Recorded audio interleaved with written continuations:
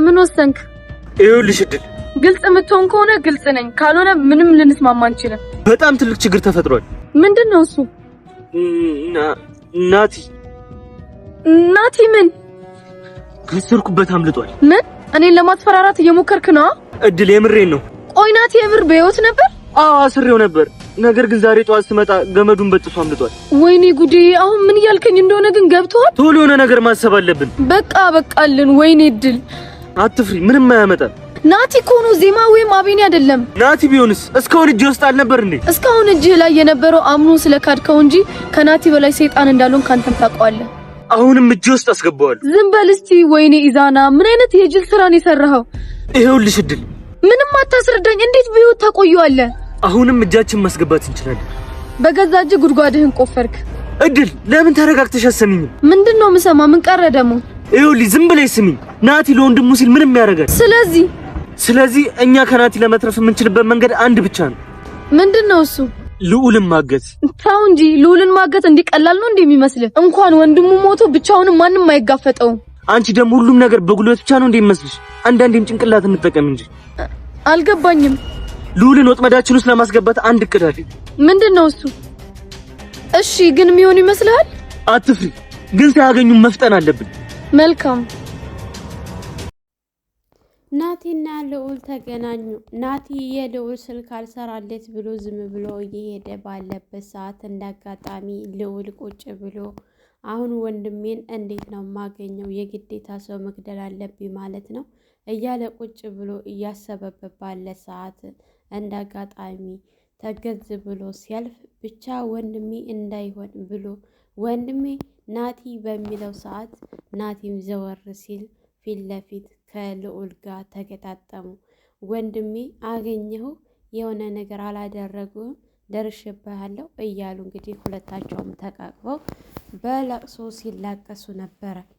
አሁን ላይ ደግሞ እድልና ኢዛና የሚያደርጉት ግራ ገብቷቸው ሁለታቸውም ተደዋውለው እየተመካከሩ ይገኛሉ። እድል እንኳ ምንም ኢዛናን ባትቀበለውም ነገር ግን የናቲ በህይወት መኖርና ናቲ እንዳመለጠ ሲነግራት በጣም ነበር የደነገጠችው። እሷ አሁን ላይ መረጃ እያጠፋፋች ባለችበት ሰዓት ናቲ ደግሞ ሌላ ተጨማሪ መውጣቱ በጣም አስጨንቋታል። ምክንያቱም ናቲ ከወጣ ሁሉም ነገር እንደሚበላሽበት በደንብ ታውቀዋለች። ናቲ ማንም የሚችለውና የሚያሸንፈው አይደለም። ከወንድሙ በላይ በጣም ኃይለኛ እንደሆነ እሷም ኢዛናም ጠንቅቀው ስለሚያውቁ በጣም እያስጨነቃቸው ነው። ነገር ግን እነሱ ኢዛናን ያመጣው ሀሳብ ልዑልን ማገት ነበረ። ነገር ግን ቀድመው እነሱ ተገናኝተዋል። ደስ የሚለው ነገር ማለት ነው የሁላቸውም የእድልና የኢዛና ሴራ በሚገባ ከሽፏል ማለት ነው። እንግዲህ ከአሁን በፊት አቤል እድል ወደ ደውል ብላ አስደውላው ነበረ። እንግዲህ ሁላችንም እንደምናውቀው አቢኒ ጋር አቢኒም በሚገባ ተንኮል እንደሆነ ወጥመድ እንደሆነ ቢያውቅም ነገር ግን እመጣለሁ ብሎ ቀጥሮት ነበረ። አቤል አማራጭ ስላጣ ስልኩን ዘግቶ ጠፍቶ ነበረ። ግን የእህቱ ጉዳይ አላስቀምጥ አላስተኛ ስላለው እድልንም ሳያማክራት በቀጥታ ወደ አቢኒ ጋር ደውሎ በድጋሚ እንገናኝ ብሎ ሲቀጥረው አሁን ላይ ብቻችንን መሄድ የለብንም ብላ ዜማ ስልኩን አንስታ ወደ ኢንስፔክተር ቃላብ ጋር ደውላለት ነበረ። ቃላብም ችግር የለውም ወደዛ ወደ ቦታው ሂዳችሁ እናንተም እኔም እዛው ሄዳለሁ እንገናኝ ብሎ ስልክ ዘግቶ ነበረ። ስልክ ዘግቶ ካጨረሰ በኋላ አቤኒ እና ዜማ በጣም እያወሩ ስላሳለፉት ነገር አሁን ላይ ደግሞ አዲስ እቅድ ማውጣት እንዳለባቸው እየተመካከሩ ባሉበት ሰዓት ድጋሚ ደውሎ ዛሬ ብትቀር የመጨረሻ ነው የሚሆነው፣ ዜማን በህይወት አታገኛትም ብሎ ድጋሚ ሲያስፈራራው ይሄ ልጅ በጣም ነው የቸኮለው። ምን ያክል እንደዚህ የያዘው ነገር ምን ያክል እርግጠኛ የሆነ በቃ ልክ እጁ ላይ እኮ የሆነ ነገር ያለ ነው የሚመስለው። በተደጋጋሚ ሲደውል በጣም ይገርማል። ብቻ ማንነቱን ለማወቅ በጣም ነው የጓጓሁት እያለ ይገኛል በዚህ ሰዓት አቢኒ ማለት ነው። እውነት እንግዲህ አቢኒ አሁን ላይ ከአቤል ጋር ሲገናኝ ያዳ እጁ እንዳለበት እንዲያስብ ይረዳዋል። ምክንያቱም ያዳና እሱ የአቤልን እህት ያዳ ስለሚወዳት ኑሃም ከነሱ ጋር ትኖርበታለች ብሎ ያው አንድ ጥርጣሬ ይሆንለታል። በእርግጠኝነት አቢኒ በአሁን ሰዓት ላይ እስካሁን ድረስ ያዳ እዚህ ጉዳይ ላይ እንዳለበት እርግጠኛ አልሆነም። ያዳ በጭራሽ እዚህ ውስጥ ይኖራል ብሎ አላሰበም። አሁንም እንደዛው ነው፣ አስተሳሰቡ አልተቀየረም ማለት ነው። እንግዲህ ዜማ ሁኔታዎቹን እየሆኑ እንዴት እንደሚሆኑ በትክክል ዝም ብለህ መመልከት ነው አቢኒ ብላ ስትነግረው እሱማ እናያለን፣ ግን የእውነት ያዳ እዚህ ቦታ ላይ እጁ ካለበት ብቻ አላውቅም ምን እንደሚፈጠር እያለ ለዜማ ሲነግራት ነበረ። ምናልባችም ሊሆን ይችላል አቢኒ፣ አይሆንም አትበል፣ ሊሆንም ስለሚችል ቢያንስ ከወዲሁ ብታስብበት ጥሩ ነው። ዛሬ ሰዓት እኮ በጣም አስቸጋሪ ነው።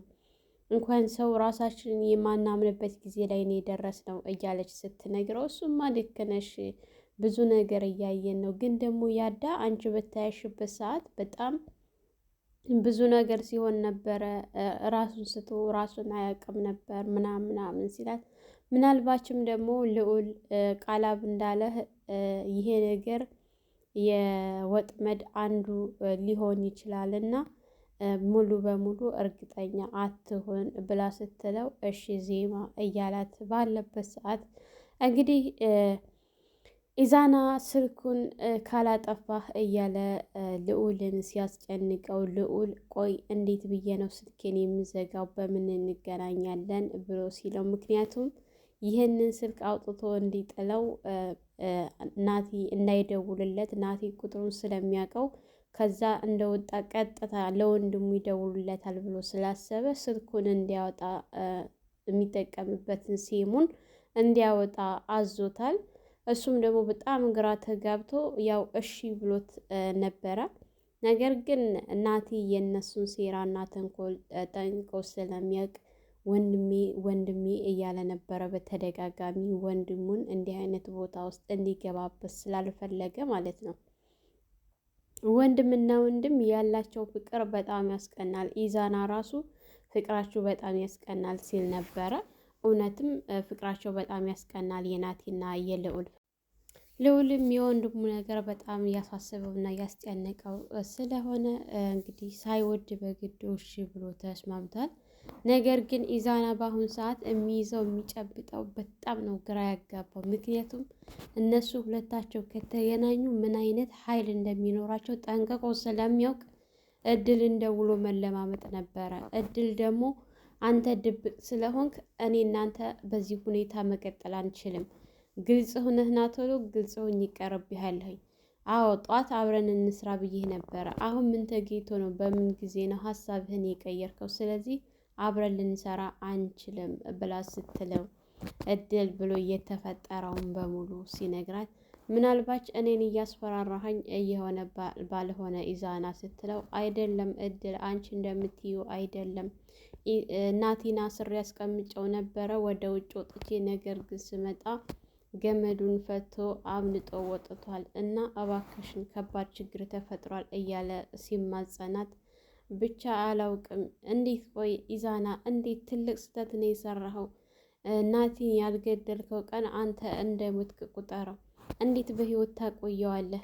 ስለ እሱ እኮ አንተን እኮ የሆነ ነገር ማድረግ እኮ አላቃተውም ነበረ። ነገር ግን ጓደኝነታችሁ በልጦ ነው ሲያምንህ ስለከዳኸው እንጂ የሆነ ነገር ያላደረግህ ላድርግ ቢል ምን እንደሚያደርግ ጠንቅቀህ ታውቀዋለህ። ናቲ በጣም ኃይለኛ ነው ስትለው አዋቃለሁ፣ ግን ደግሞ ይሄ ነገር ተፈጥሯል፣ ምንም ማድረግ አልችልም ብሎ ሲላት የግዴታ አንድ ላይ ሆነን የሆነ ነገር መፍጠን አለብን ሲላት ቆያ ምንድን ነው የምናደርገው ስትል እኔ ጋር አንድ ሀሳብ አለኝ ብሎ ሲያቀርብላት አንተ ያስብከው ሀሳብ ምንድን ነው ስትለው አሁን ናቲ ቢያመልጥም ነገር ግን ድጋሜ ወንድሙን ወጥመዳችን ውስጥ እናስገባው ሲላት ቆይ እንዴት አድርገን ነው እሱን ናቲን ያመለጠህ እንዴት ነው ደግሞ ልዑልን ወጥመድ ውስጥ ልናስገባ የምንችለው ስትል እሱ እንግዲህ ወጥመድ እንዴት አድርጎ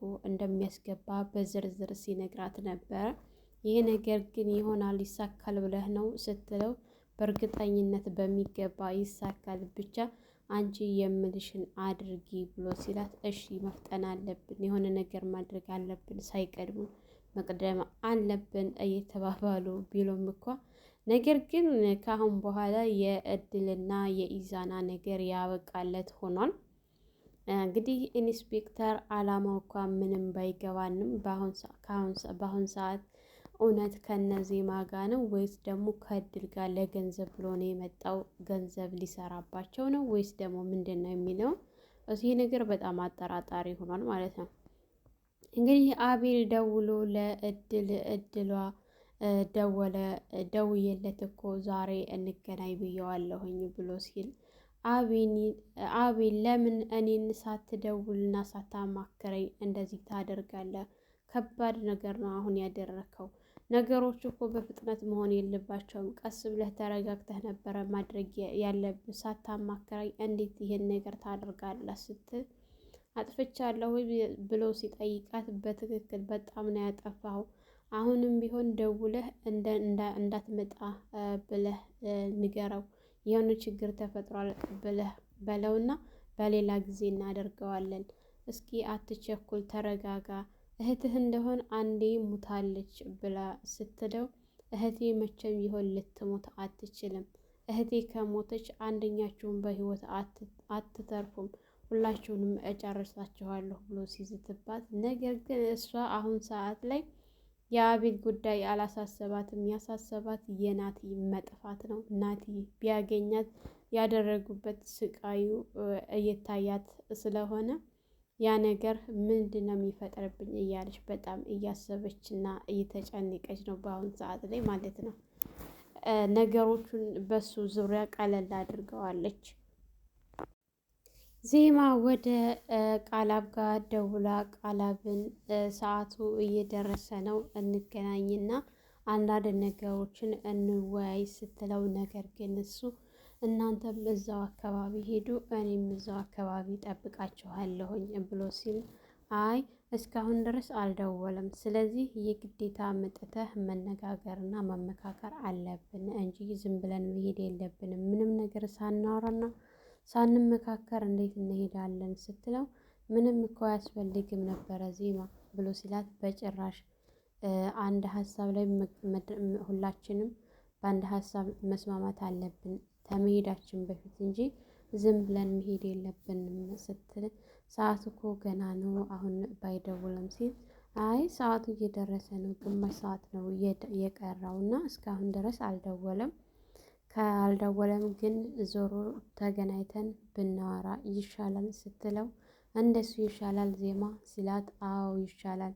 እንግዲያውስ አንድ የምደርስበት ቦታ አለ፣ እዛ ቦታ ደርሼ እመጣለሁ። የት ነው ያለሽው ብሎ ሲላት፣ እዛው ጠዋት የነበርኩበት ቦታ ነው ያለሁትና ወደዛ መምጣት ትችላለህ ስትል፣ እሺ ነበረ ያለችው ማለት ነው። እሱ ግን በጭራሽ እነሱን ማግኘት አልፈልግም።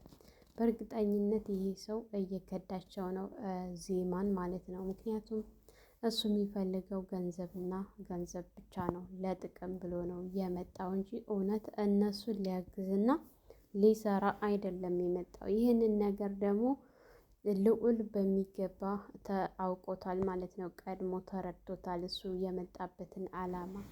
አንዳንድ መረጃዎችን ወደ አካባቢው ደውሎ ለማጣራት እንደቻለው እሱ ለጥቅም እንጂ የሚሰራው እውነት ለሰዎች የሰዎች ህመምና የሰዎች ስቃይ አስቦ አስጨንቆት አይደለም የመጣው ወደዚህ ስፍራ ማለት ነው። የእውነት ለህግ የሚሰራ ቢሆንም ተጨማሪ ለህግ አካላት እንድትነግሪ ያዝሽ ነበረ ብሏት ነበረ ልዑል ከዚህ በፊት። እንግዲህ ደስ የሚለው ነገር በህይወት መውጣቱ ናቲ በጣም ነው የሚያስደስተው። አሁን ሰዓት ላይ ኢዛና ናቲን እንዲሁም ደግሞ ዜማን ገለናት ብለው ድል ለያዳ አርድታው ነበር። ነገር ግን ደስ የሚለው ነገር ሁለታቸውም ምንም ሳይሆኑ በህይወት መውጣታቸው በጣም የሚያስደስትና የሚያስደስት ነገር ነው ማለት ነው። ሁለታቸውም ደግሞ ከዚህ በስተጀርባ ያለውን ሰውዬ እስካሁን ድረስ ማን እንደሆነ አያውቁም።